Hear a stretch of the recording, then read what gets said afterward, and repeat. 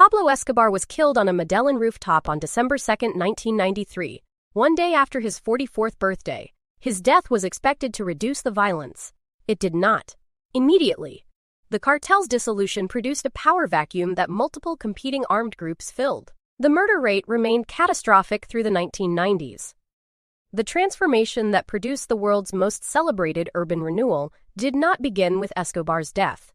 It began with the mayor who decided that dignity, not force, was the specific instrument of urban transformation. The series finale is about what that decision built. Medellin in 1991, 380 murders per 100,000 residents. The highest murder rate of any city on earth. Pablo Escobar's Medellin cartel paying $10 million for every policeman killed. The state effectively absent from the hillside comunas. The informal settlements climbing the Andean slopes above the valley city. Medellin in 2023, approximately 17 murders per 100,000 residents. A reduction of approximately 95% from the 1991 peak. The world's most celebrated urban transformation. Studied by city planners in Oslo, Nairobi, Seoul, Cape Town, and Rio de Janeiro. The specific question this episode addresses: what actually happened? And is it durable? Medellin's violence was not random, it was geographic. The city's physical geography, a narrow valley in the Andes at approximately 1,500 meters elevation, surrounded by steep slopes, produced a specific urban structure, the formal city in the valley floor. The informal settlements, comunas, climbing the slopes above. The comunas were built by internal migrants from rural Colombia, many displaced by the decades-long conflict between the Colombian state, the FARC, and paramilitary groups that made rural life untenable. The migrant families who built the comunas built homes of brick and concrete on slopes so steep that some streets are essentially staircases. The communities they built were real. The connection to the city below was not. The comunas were physically part of Medellin and economically outside it. The commute from the Santo Domingo barrio, one of the most violent of the hillside comunas, to the city center in 1999 was approximately 90 minutes by public bus, involving multiple transfers on inadequate public transport infrastructure. The commute was so long, so expensive relative to local wages, and so physically demanding that regular employment in the formal city economy was effectively inaccessible for most Santo Domingo residents. The exclusion was not a choice. It was a consequence of physical geography, made worse by infrastructure neglect. When researchers studied the violence patterns in the comunas, they found a specific correlation. The further a neighborhood was from economic opportunity, measured in commute time, the higher its murder rate. The violence was the symptom, the distance was the diagnosis. The Metrocable, the aerial gondola system, connecting the Medellin Metro to the hillside comunas, opened on March 31, 2004, in the Santo Domingo neighborhood of the northeastern comunas. It was the world's first aerial cable car system used as urban mass transit rather than mountain resort infrastructure. Its specific impact, the commute from Santo Domingo to the city center, fell from approximately 90 minutes to approximately 10. The economic consequence was immediate and documented. Formal sector employment in the comunas served by the cable car increased measurably within years of opening. The cable car did not end violence by itself. It ended the physical isolation that had made violence the rational, or at least comprehensible, response to structural exclusion. Access to opportunity is the specific mechanism of transformation. The urban acupunctura strategy, pioneered by Mayor Sergio Fajardo from 2003 to 2007, was the specific urban design philosophy that distinguished Medellin's transformation from every previous urban renewal attempt in the developing world. The principle: invest the most architecturally ambitious public infrastructure in the most marginalized neighborhoods. Not because this is efficient, it is often the opposite of efficient, because it changes the relationship between the state and the marginalized citizen. When the city builds its most beautiful library, its most ambitious school, its best recreational infrastructure in the neighborhood, most associated with violence and abandonment, it communicates a specific message. You are worth the most beautiful things, not the cheapest. That message, repeated through architecture, produces a specific psychological and social consequence. The outdoor escaleras eléctricas, electric escalators, installed in the Las Comunas 13 neighborhood of Medellin, and between 2011 and 2016, are the most photographed urban infrastructure innovation in the world's urban planning media. 6 outdoor escalator sections covering approximately 380 meters of vertical rise in a neighborhood where the journey up the hill previously took approximately 35 minutes on foot, and was hazardous at night. The escalators reduced the journey to approximately 6 minutes. They were not the most expensive intervention. They were the most visible and the most understood by residents. A community that previously experienced the city's infrastructure only in the form of inadequate bus service and police presence experienced a city that spent money on their daily physical difficulty. The recognition of difficulty is itself a form of respect. The Red de Escuelas de Música de Medellin, the network of music schools established across the comunas as part of Medellin's social infrastructure investment, is the transformation's most culturally consequential component. Approximately 25 music schools across the city's most marginalized neighborhoods provide free classical music, traditional Colombian music, and contemporary popular music instruction to approximately 30,000 students. The specific argument for music schools in violent neighborhoods is not sentimental. It is strategic. Music education provides a specific structured social environment, a specific set of adult mentors, a specific sense of purpose and future orientation, and a specific reason to be alive at 8 o'clock on a Tuesday evening that is incompatible with gang membership. The music schools did not end violence. They provided an alternative to it. The Pablo Escobar tourism phenomenon. The specific dark tourism industry that has grown around Escobar's legacy in Medellin is the most uncomfortable dimension of the city's transformation narrative. Tours of Escobar's former properties, the neighborhood of La Paz where he grew up, and the rooftop where he was killed are available in Medellin. They are among the city's most popular tourist attractions. The specific moral tension, many of the tour guides and business owners who profit from Escobar tourism are from the same comunas communities that suffered most from the cartel's violence. Their families were among the approximately 4,000 people killed in Medellin in 1991.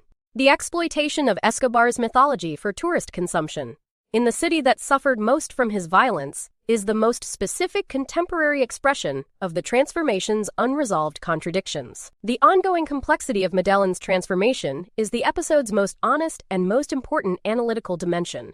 The combos, local street gangs, still control portions of some comunas, regulating movement within their territories and extracting payments from local businesses. The port of Urab remains a significant cocaine trafficking route. The transformation reduced the murder rate by 95%. It did not eliminate the structural conditions, inequality, limited formal sector employment, the cocaine economy's deep roots, that produced the violence in the first place. What the transformation achieved was a significant and durable reduction in the most visible expression of those structural conditions. What it did not achieve, their elimination.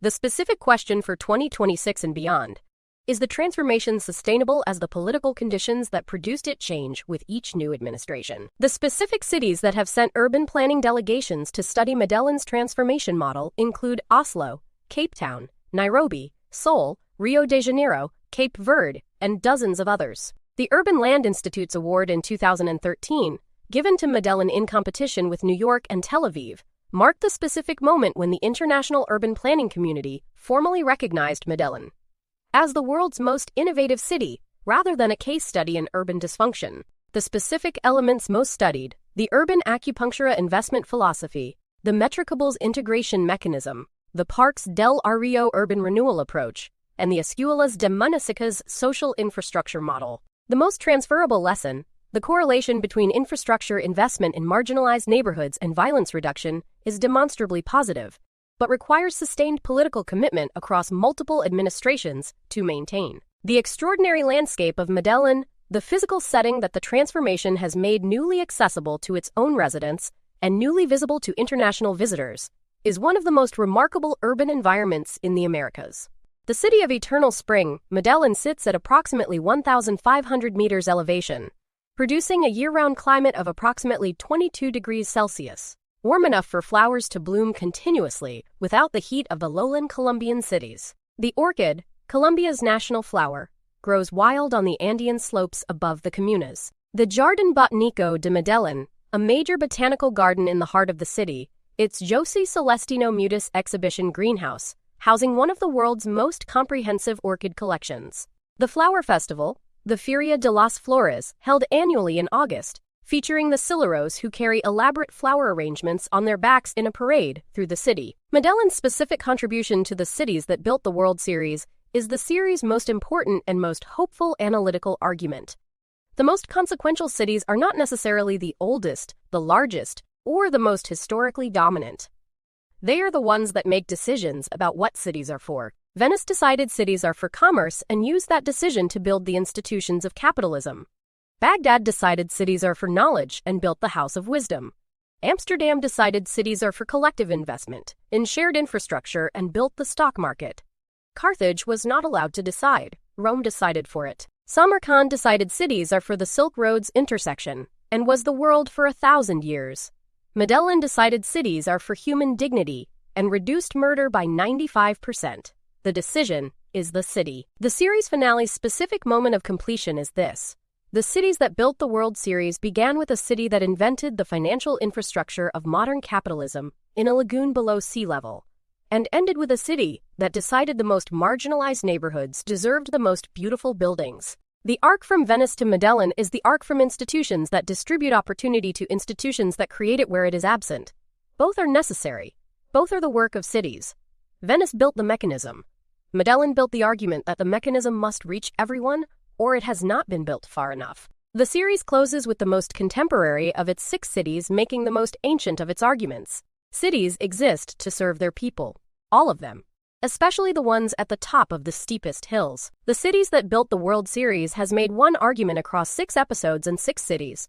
Cities are the most consequential human institutions ever created, because they are the specific environments where geographic position, institutional decision, and collective human investment intersect to produce achievements whose consequences outlast every individual life, every political arrangement, and every empire that has attempted to claim them.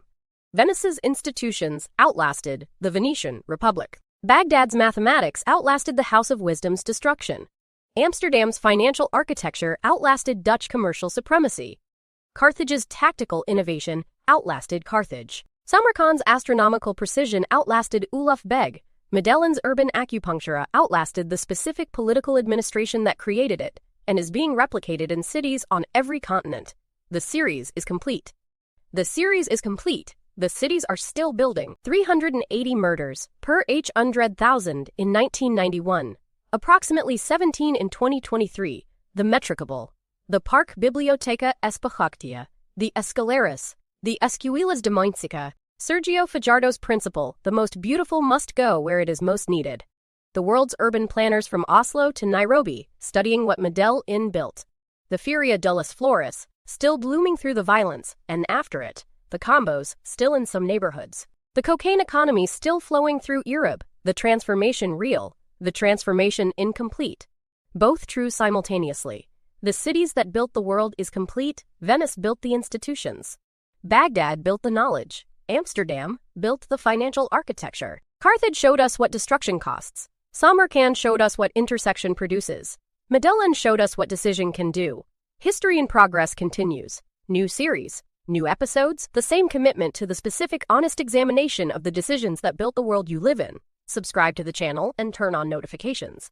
Because the story doesn't end here, it evolves. The cable car is still running. The escalera is still moving. The music school is still open. The most beautiful is still going where it is most needed. The series continues from here, always from here.